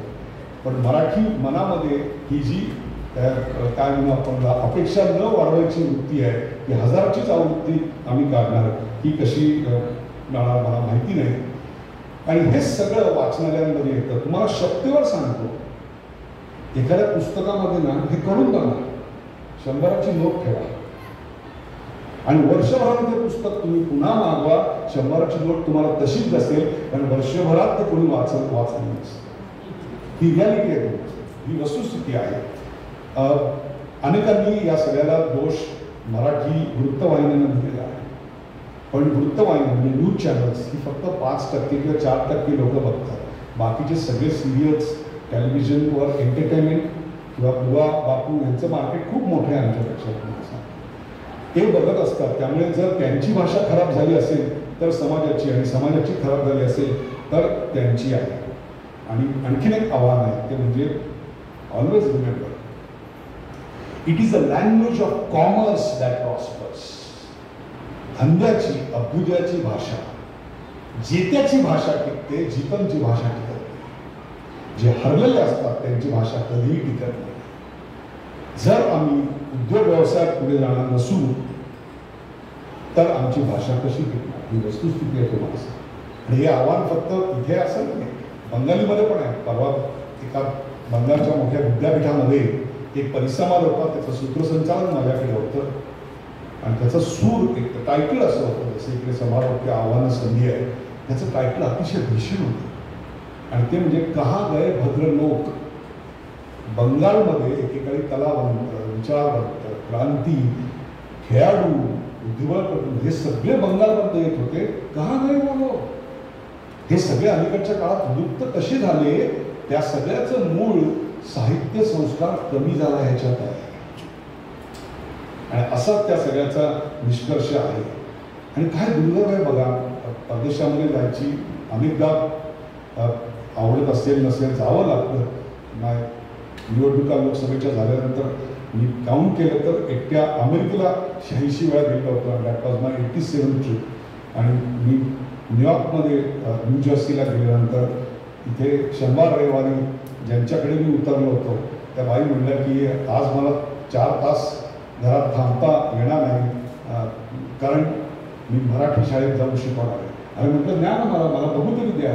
मला काय वाटलं 5-25 लोक पोरं असतील. बघतो तो वर्गात बसायला जागा नाही. म्हणजे तिकडे मराठीच्या शाळा शनिवार रविवारच्या हाऊसफुल आणि इकडे मराठी शाळा बंद पडतायत. हे दोन्ही एकाच वेळी घडत आहेत. म्हणजे जिकडे मराठी ही फर्स्ट लँग्वेज आहे तिकडे त्याच्या पिकाला मागणी नाही आणि जिकडे मराठी ही सेकंड लँग्वेज पण नाही तिकडे मात्र त्याचं पीक तरारून येत आहे. अशी विचित्र परिस्थिती आपल्याकडे आहे. आणि या सगळ्याचा दोष कृपा करून जागतिकीकरण, ग्लोबलायझेशन याच्यावर पाडण्यात काही अर्थ नाही. याचं कारण ग्लोबलायझेशन म्हणजे अमेरिकनायझेशन अशी आपल्या डोक्यामध्ये अति फिट बसलेलं आहे. आणि अमेरिकनायझेशन तर आता ते अतिशय चकचकीत असं ईस्ट कोस्ट आणि वेस्ट कोस्टचं सगळं तुम्हाला दिसतं. पण जी मागा ज्याच्याने तो एक वेळा निवडून आलाय तिकडे ट्रम्प नावाचा, तो या मधल्या मागामधनं आलाय ते तुम्ही पाहिलेलं नाही. मी इतक्या वर्षांच्या अमेरिकेमध्ये तो अतिशय जवळून पाहिला आहे. तिथे खूप विषमता आहे, विस्कटलेली कुटुंब व्यवस्था आहे, अंधश्रद्धा आहे. आपल्याकडे असे काही लोक असतात की मांजर गेल्यानंतर ते दुसरी कुठली तरी जाऊ दे मग आपण जाऊ असं मानणं. तसं तिकडे पण खूप मोठ्या प्रमाणावर आहे. तुम्हाला मी सांगतो खूप मोठी हिंसा आहे, व्यसनाधीनता आहे. पण आपल्या डोळ्यासमोर फक्त एक प्रकारची अमेरिका येत असते आणि मग त्यातूनच एक असा विचार येतो आणि तो म्हणजे रुडियार्ड किपलिंगनी त्याच्याविषयी मोठं भाष्य केलेलं आहे. आणि तो म्हणजे जे अमेरिकन किंवा जे गोरं आहे ते आपण आधुनिक मानायला लागलो. दुर्दैवाने आम्हाला एक गोष्ट कळत नाही की जपान आणि जर्मनी हे दुसऱ्या महायुद्धानंतर आम्हाला जेव्हा स्वातंत्र्य मिळालं तेव्हा बर्बाद झालेले देश होते. त्यांची इकॉनॉमी आपल्यापेक्षा डबघाईला गेलेली होती. पण आज तिकडे इंग्रजी नाही तर जपान आणि जर्मनी मातृभाषेच्याच शाळा आहेत. मग स्वातंत्र्यानंतरची आमची पावलं चुकली का?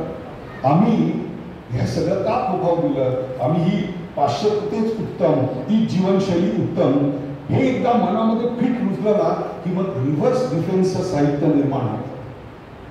हे रिव्हर्स डिफेन्सचं साहित्य आम्हाला जे पाश्चात्य आहे ते अनुकरणीय वाटायला लावण्यागत आम्हाला बनवतं आणि त्याहीपेक्षा या देशाविषयीचं, या भाषेविषयीचं एक हीनत्व निर्माण करतं आणि मग माणसं भारतात राहून सुद्धा नॉन रेसिडेंट इंडियन बनतात. This is the problem with globalisation and standardisation. त्याच्या रोड खाली वन साईज फिट्स ऑल आणि मग इथल्या माणसांना भाजी भाकरी न आवडता पटकन पिझ्झा आवडायला लागतो. याच्यातनं घडणारा मानसिक बदल आम्हाला कळत नाही. याचं कारण भुईंजमधला मुलगा सुद्धा एक ग्लोबल कॉमनर बनतो आणि त्याचा आणि न्यूयॉर्कमधल्या मुलाच्या आवडीनिवडीतली साम्यता ही जागतिक कंपन्यांच्या स्टँडर्डायझेशनसाठी एक कस्टमर असते आणि मग वन फिट्स ऑल. त्यामुळे ह्यालाही आवडणारं साहित्य त्यालाही आवडणारं साहित्य हे एक असावं याच्याकरता हनुमान जातो आणि खोके वाहून बसले. लक्षात घ्या, this is happening in a very very dangerous manner. आणि साहित्य ही एक सॉफ्ट पॉवर आहे. रुडिया किपलिंग याचं वर्णन फार सुंदर केलेलं आहे की जे गोरे नाहीत त्यांना सुसंस्कृत बनण्याचा मक्ता फक्त गोऱ्यांना मिळाला आहे. याचं कारण आम्हीच फक्त सर्वश्रेष्ठ हा गर्व गोऱ्याच्या प्रत्येक साहित्यिकात आम्हाला दिसतो. आणि या श्रेष्ठता संकुल मानसिकतेतूनच बहुविध असणारी अशी ही संस्कृती ही नष्ट करून ब्लॅक व्हाईट अशा प्रकारची एक सुरी एक जिन्सी अशी एक संस्कृती निर्माण करावी याच्याकरता म्हणून एक प्रयत्न केले जातात. मग तसेच ते अवॉर्ड असतात आणि त्या अवॉर्डचं आम्हाला आकर्षण वाटतं. आणि मग ते जर अवॉर्ड आपल्याला मिळालं नाही तर मग आपल्याला सगळं जीवन भाकड वाटायला लागतं. आणि चंद्रवादी तत्वज्ञान कसं योग्य आहे हेच आमच्या तरुण पिढीवर ढसवलं जातं. आणि मग ती पिढी त्याचंच एक प्रकारे प्रचार करायला लागते. त्याला स्टॉकहोम सिंड्रोम असं म्हणतात. स्टॉकहोम सिंड्रोम म्हणजे काय, तर स्टॉकहोममध्ये काही लोकांचं समजा इथे कोणी आलं आणि आपलं अपहरण केलं आणि काही काळाच्या संवादानंतर इथले काही लोक अपहरण करते कसे चांगले होते हे सांगायला लागतात. आणि पॅरोलवर सुटलेले कैदी काही वेळा जेलचं कौतुक करताना आपल्याला आढळतात. हे ब्रेन स्टॉर्मिंग जे आमच्या तरुण पिढीचं आणि आमच्या विचारवंतांचं झालेलं आहे, हा जो वरवंटा पसरतोय तो उघडून टाकण्याची गरज आहे. That's the biggest challenge in my opinion. याचं कारण एक लक्षात घ्या, सांस्कृतिक राष्ट्रवाद पसरवणे ही एक फार दीर्घकालीन प्रक्रिया आहे. It doesn't happen with one book or one generation. It takes lot of time. हजारो वर्षाच्या प्रक्रियेनंतर रामायण आमच्या हाडीमाशी रुजलेलं आहे. पण पाश्चात्य मात्र प्रत्येक गोष्टीकडे एक ट्रान्झॅक्शन किंवा एक मार्केट प्लेस म्हणून बघतात. आणि त्यातूनच एक तत्वज्ञान येतं ज्याला आपण कार्ल मार्क्स तत्वज्ञान म्हणतो. एका वाक्यात सांगायचं झालं तर ते असतं, जो कमाएगा सो खाएगा, जो कमावणार तो खाणार. आमचं तत्वज्ञान हे नाही म्हणतो.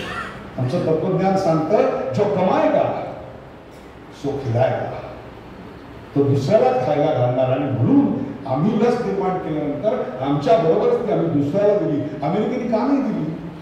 आमच्यापेक्षा 100 पट श्रीमंत असलेला देश आहे. कारण ते संस्कृतीतच नाही. आम्ही प्रत्येक गोष्टीकडे बाजारपेठ म्हणून बघत नाही. म्हणून इकडे पालख्या संतांच्या निघतात, नगरसेवकांच्या निघत नाहीत. हा फरक लक्षात घ्या. 700-800 वर्षानंतर सुद्धा ज्ञानबा तुकारामचा गजर आमच्याकडे होतो. हे या संस्कृतीचं वैशिष्ट्य. पेरू आणि अर्जेंटिनामध्ये माझ्या आयुष्यातला काही काळ गेला. कोलंबियामध्ये गेला बराच काळ. Very drug infected. Barranquilla, Cali, Medellin या गावात मी बराच काळ राहिलो. तिथे बाहेर पडताना मला घराच्या बाहेर पडायचं तर आम्ही लोकल पोलीस स्टेशनला फोन करायचा. दे यूज टू कॅन. तिथे एका धर्मगुरूला मी विचारलं, हे असं का झालं तुमच्याकडे? तिने एका वाक्यात उत्तर दिलं, भगवद्गीता आणि भगवद्गीता शिकवणारे आमच्याकडे नाहीत म्हणून दिलं. That's a reality. दुसरी एक गोष्ट आव्हानकारी म्हणजे सोशल मीडियावर व्यक्त होणं, याला फार महत्व आहे. अरे सोशल मीडियावर नाहीस तू, अरे हे फेसबुकवर टाकलं नाही, अरे तू हे टाकलं नाही, तू चप्पल घेतली मग तू ते इन्स्टावर टाकलं नाहीस. याची इतकी चटक लोकांना लागलेली आहे, तुम्हाला लक्षात येत नाहीये की या सगळ्या मागे तुम्हाला ट्रॅक करणारा एक अल्गोरिदम आहे. ट्राय करा. एक गुगलवर काहीतरी गोष्ट सर्च करा. बघा पुढचे 2 दिवस तुमच्या फेसबुकवर, तुमच्या एक्सवर त्याच्याच जाहिराती तुम्हाला मारा चालू होईल. तशीच आर्टिकल तुमच्याकडे येतील. So how you win the war in the world. युद्ध कशाने जिंकायचं? तलवारी, बॉम्ब अजिबात नको, ड्रोन अजिबात नको. Control the data, control the mind. आणि त्याच्याकरता तसं साहित्य निर्माण करा आणि साहित्य वाचणाऱ्यांच्या डोक्यामध्ये एक नॅरेटिव्ह लिटरेचर घुसवा. आणि मग ते नॅरेटिव्ह लिटरेचर एकदा घुसलं की मुक्त विचारसरणी विरुद्ध प्रयोगशाळेत मॅन्युफॅक्चर्ड केलेली विचारसरणी यांचं युद्ध सुरू होतं. आणि तेच आता आपल्या देशात घडतंय. विचारांची काठी आणि पाश्चात्य तथ्याची लाठी असं युद्ध आहे. असं होत असताना मला सांगा, विचारांची गुढी जर उभारायची असेल तर अशी छोटी छोटी संमेलनं त्यातली एक्सचेंज किती गरजेची आहे. एक शेवटचे 2 मुद्दे मला इथे मांडायचे आहेत आणि ते म्हणजे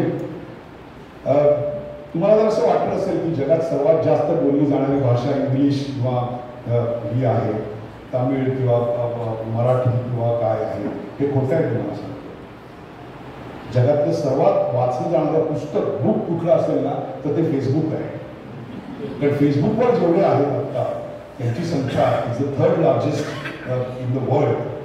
हजारो पुस्तकांचा डेटा हा एका क्षणात फेसबुकवर अपलोड केला जातो आणि याचा जो वेग आहे ना या साहित्याच्या प्रसाराचा तो इतका प्रचंड आहे की फोन हा 10,000 ग्राहकांपर्यंत पोहोचायला 75 वर्ष लागली होती, रेडिओला 38 वर्ष लागली होती, टीव्हीला 13 वर्ष लागली होती, फेसबुकला फक्त 24 महिने आणि एक्स म्हणजे ट्विटरला 3 महिने. So it takes only 3 months to destroy the country, to implant a thought. आणि मग बघा माणसं सतत FBवर असतात, मग चिंता आणि मननकरण केव्हा करतात. त्याचं व्यसन लाईक्सचं एवढं की खऱ्या जीवनातला आनंदच विसरून गेला. परवा एका मुलीने लिहिलं, माझी 85 वर्षाची आजी गेली आणि मग मी सांत्वनाला गेलो तेव्हा ती मुली बघा ना 150 लोकांनी लाईक केलं. लाईक केलं मला काही वेळी लाईक केलं म्हणजे आवडलं. अशा माझ्या बरोबर म्हणजे ह्याच्या पुढचा एक मुद्दा आहे, त्याच्यावर जाण्याकरता मी हे सगळं सांगितलं. आतापर्यंत हे सगळं ठीक होते, पर्सनली मॅनेज केलं. But now they are entering into the AI field which is कृत्रिम बुद्धिमत्ता. एक नेटवर्किंग प्लॅटफॉर्म म्हणून जो फेसबुक सुरू झाला होता, माहितीचा भडीमार करणारा महाराक्षस असं त्याचं रूपांतर अवघ्या 2-5 वर्षात झालं हे आम्हाला कळलंच नाही. तुम्हाला माहिती करता म्हणून सांगतो, चेक करा. विकिपीडियावर पहिल्यांदा बंदी घातली होती, रिस्ट्रिक्टेड यूज होता कारण त्याची दाहकता तेव्हा तिथल्या सरकारने ओळखलेली होती. पण आज मात्र आम्ही आर्टिफिशियल इंटेलिजन्सला एक मुक्त वाव देतोय, ज्यात फक्त पाहणं आणि ऐकणं होतंय, त्या माहितीचा काहीही उपयोग नाही आहे. प्रामाणिकपणे हात ठेवून सांगा, तासनतास रील बघता की नाही? आणि त्या तासनतास मेंदू शून्य वरवर प्रक्रिया करणाऱ्या एका एंगेज करणाऱ्या अशा गोष्टीतून तासाभराने थकवा येतो आणि जर रात्री बघत असाल तर 2-2 तास झोप लागत नाही. आजच्या काळातली सर्वात महत्त्वाची समस्या कुठली असेल तर ती स्लीप ही आहे, ज्याच्याशी आज आम्ही येताना बघत होतो. The biggest problem today is good sleep. माणसं झोपत नाही याचं कारण अनावश्यक माहिती. सारा अली खान तिकडे गेली, तुला काय करायचंय? तुझ्या साताऱ्यातल्या भूमीच्या आयुष्यात काय फरक पडलाय? पण तो त्याच्या आजूबाजूचं काही करत नाही. ही जर अवस्था BG वाल्यांची असेल, BG म्हणजे बिफोर गुगल, तर AG वाल्यांची म्हणजे आफ्टर गुगल वाल्यांची अवस्था काय बरं असेल? किंवा समाज या प्रचंड मोठ्या विळख्यात आहे. जसं जंक फूड खाल्लं की आपली शरीर खलास होतं, तसंच तुम्हाला मी सांगतो, हे जंक विचार जर सातत्यानं बघत राहिला तास 2-2 तास तर तुमचा भावनिक आणि मानसिक ऱ्हास किती होत असेल. त्यामुळे निर्मिती, विश्लेषण, विचार, आदान प्रदान, मंथन याची सगळी सवय मोडते.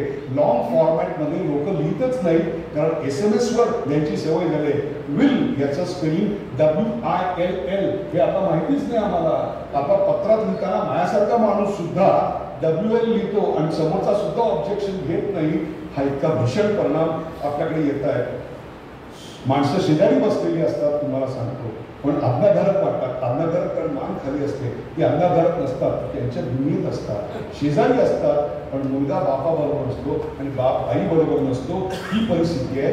या सगळ्याचा परिणाम जर जीवनावर होत असेल then the point comes, साहित्य निर्मितीवर किती होत असेल?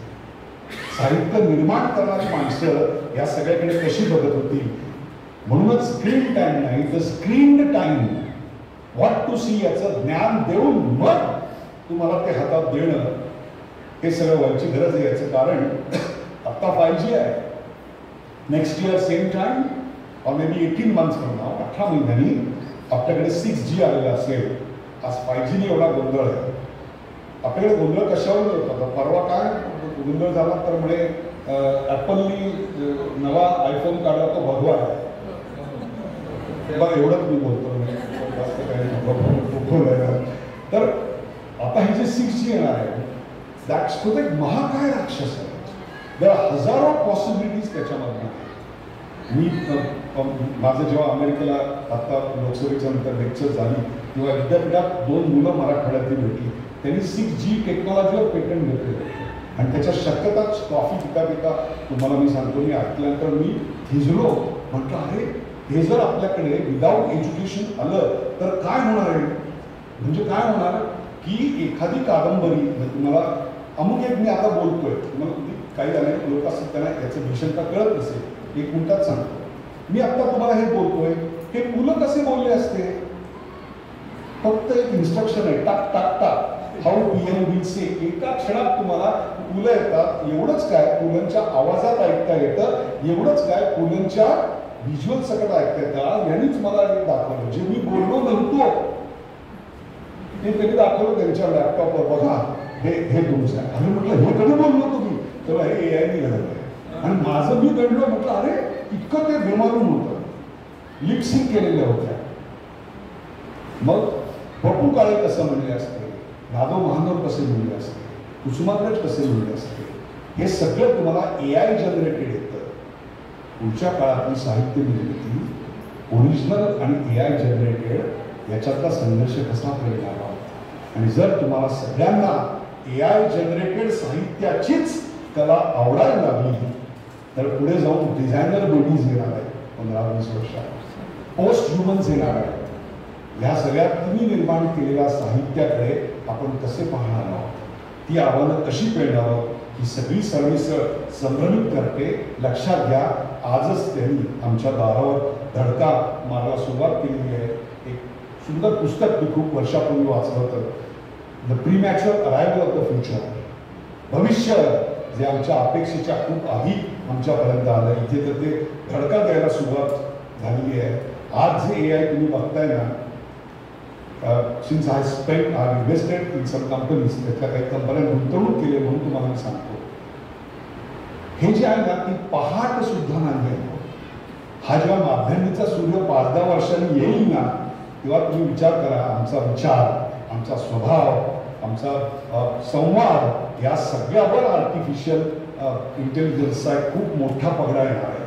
ChatGPT आत्ताच आमच्या संपूर्ण अस्तित्वाचं पुनर्लेखन करते. रूपांतर नाही करत आहे. रूपांतर करत असतं तर एक वेळ चाललं असतं पण केवळ पुनर्लेखन करते. कृत्रिम बुद्धिमत्ता ही 4थी रेव्होल्युशन आहे. पहिली वाफेचं इंजिन, त्यातनं गती आली. दुसरी वीज म्हणजे ऊर्जा आली आणि तिसरी संगणक म्हणजे वेगवानता आली आणि 4थी ही प्रत्यक्ष निर्मिती, पर्यायांची क्षमता निर्माण करणारी.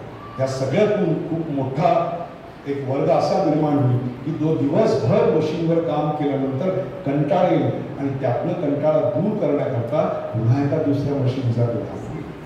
आणि मग असं 3-4 पिढ्या झाल्यानंतर जो एकाकीपणा, स्वमग्नता येईल. मग अशा वेळी मनाचा गाभारा रिता कसा करायचा आणि रिता झालेला गाभारा भरून कशानं काढायचा हा एक फार मोठा प्रश्न निर्माण होणार आहे.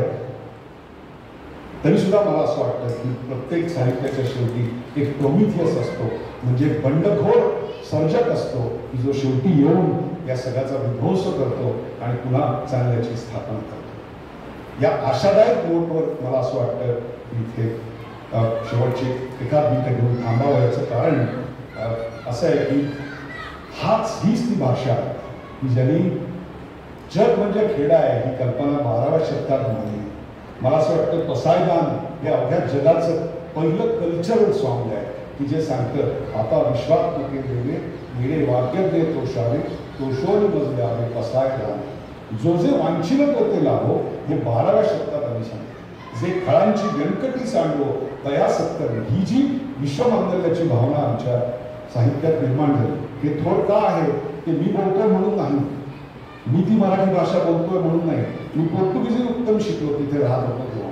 पण पोर्तुगीज भाषेने मोंटेलो लोबाटलो, त्याच्यानंतर अफिनो पेस्टिनास असेल, बोरिस पॅस्टनाक या भाषांनी मला फारसं आकर्षित केलं नाही. याचं कारण त्यात आमचं विश्वबंधुत्व नव्हतं. हे सगळं जपण्याकरता म्हणून अशा प्रकारचे छोटे छोटे कार्य अत्यंत गरजेचे आहेत. ऐसे कळवळ्याची जाती ऐसे कळवळ्याची जाती तरी लाभाविण प्रीती. इथे बसल्यानंतर कोणाच्याही अकाउंटमध्ये 5-10 हजार रुपये किंवा 2100 रुपये पडणार नाही आहेत, पण ते देखील माणसं दिवसभर येतात, बोलतात. त्यामुळे डावोसला भरणारी उद्योगधंद्याची परिषद असेल किंवा गोव्याला भरणारा चित्रपटाचा महोत्सव असेल किंवा कुठल्याही ठिकाणावर होणारं मोठं साहित्य संमेलन असेल, हे जेवढं महत्त्वाचं आहे त्याहीपेक्षा सुद्धा जास्त हा असा साहित्यिकांचा छोटा छोटा मेळावा, त्यातनं विचारातलं आदान प्रदान, ही गोष्ट अत्यंत महत्त्वाची आहे. ती साताऱ्यासारख्या शौर्याची राजधानी असलेल्या ठिकाणी होतोय. साहित्याला जोपर्यंत शौर्याचा आधार असतो तोपर्यंतच ते साहित्य टिकतं, अन्यथा ते टिकत नाही. Let your gunpowders be dry so that you can preserve your literature. हे जिथे घडतं तिथे हा संवाद घडतोय, याचा मला अतिशय आनंद होतोय. आज काही जण श्रीमंत असतील, उद्या गरीब होतील. आज जे गरीब आहेत ते उद्या श्रीमंत होतील. आज जे साताऱ्याचे आहेत ते कदाचित पुण्याचे होतील. जे पुण्याचे आहेत ते मुंबईला येतील, मुंबईचे आहेत ते बडोद्याला जातील. आज जे तरुण आहेत ते वृद्ध होतील, वृद्ध आहेत ते अतिवृद्ध होतील. हे सगळं काळानुरूप बदलत जाईल. बदलणार काय नाही. मरेपर्यंत तुमच्या भारावर लिहिलेली एक गोष्ट कधीही बदलता येणार नाही. मुखातली भाषा बदललेली असेल प्रदेशानुसार, पण तुम्ही मराठीत जन्माला आलात हे तुम्हाला कधीही विसरता येणार नाही. हिचे पुत्र आम्ही हिचे पांग फेडू, हिला बैसू वैभवाच्या शी.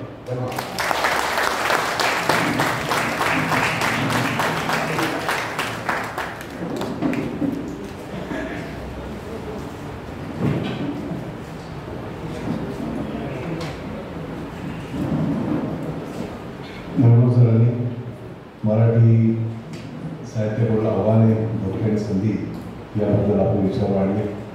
सहज सोप्या सगळ्यांना समजेल अशा भाषणात केले, त्याबद्दल त्यांचे आभार आणि धन्यवाद. फडकेंना विनंती करतो त्यांनी आभार प्रदर्शन करावं. त्यापूर्वी 2 महत्त्वाच्या सूचना. बाहेर चहा किंवा कॉफी आहे, दोन्ही आहे होते, जाताना घेऊन जावे. तिथून जाताना एक पुस्तक त्या टेबलात ठेवलं ते पाहायचं, ते घेऊन जावं. महत्त्वाची एक आणि घोषणा म्हणजे 6 डिसेंबरला साताऱ्यामध्ये शाहूकला मंदिरमध्ये स्वयंटॉकचा कार्यक्रम आहे. 3 वक्ते त्यामध्ये असणार आहेत आणि त्यांना बोलतं करणारे उदय निर्गुडकर. तारीख आत्ता लिहून ठेवा, नंतर सावकाश आपल्याला समजेल. नमस्कार. सर्वात प्रथम या समारोपाच्या सत्रामध्ये अत्यंत सुंदर विवेचन केल्याबद्दल उदय निर्गुडकरांचे आभार. कारण हे कळसाध्याय मला असं म्हणायला हरकत नाही. आणि ह्या सत्रावर उपस्थित असलेले नवीन काय मदनदादा भोसले, व्यासपीठावरील डॉक्टर संदीप श्रोत्री, शिरीष चिटणीस आणि सूत्रसंचालक डॉक्टर जोशी या सर्वांचे प्रथम आभार. या आपल्या सर्व कार्यक्रम दिवसभर सत्रामध्ये एकूण 7 सत्र झाले. पहिल्या सत्रामध्ये रंगराव पठारे उपस्थित होते, मिलिंद जोशी होते, विनोद कुलकर्णी, सुनीता राजे पवार हे सर्व वेळात काढून आले. रंगराव पठारेंनी सुद्धा चांगली मांडणी केली, त्याबद्दल त्यांचे पण आभार. त्यानंतर प्रत्येक सत्राचे जे सूत्रसंचालक होते आणि त्या सत्रामध्ये भाग घेतलेले आपण 4 परिसंवाद झाले, 2 परिसंवाद आणि 2 लेखन वाचनाचे उपक्रम झाले. त्या प्रत्येकामध्ये त्यांनी भाग घेतला, ज्यांनी सूत्रसंचालन केलं त्या सर्वांचे आभार. आज इथं हा हॉल आपल्याला उपलब्ध करून दिला त्यात अमित कुलकर्णी, त्यांचे आभार.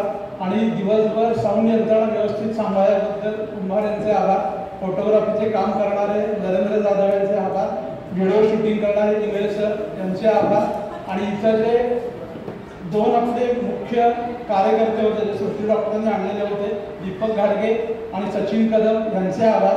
दीपलक्ष्मी पतसंस्थेचे सर्व कर्मचारी त्या सर्वांचे आभार. आणि सर्वात महत्त्वाचं, तुम्ही सर्वांनी दिवसभर सहनशीलता दाखवून उपस्थिती लावली त्याबद्दल आभार. त्यामुळे ह्या पुढच्या संमेलनाची निश्चित उत्सुकता सगळ्यांना असेल. तर पुढच्या संमेलनापर्यंत धन्यवाद.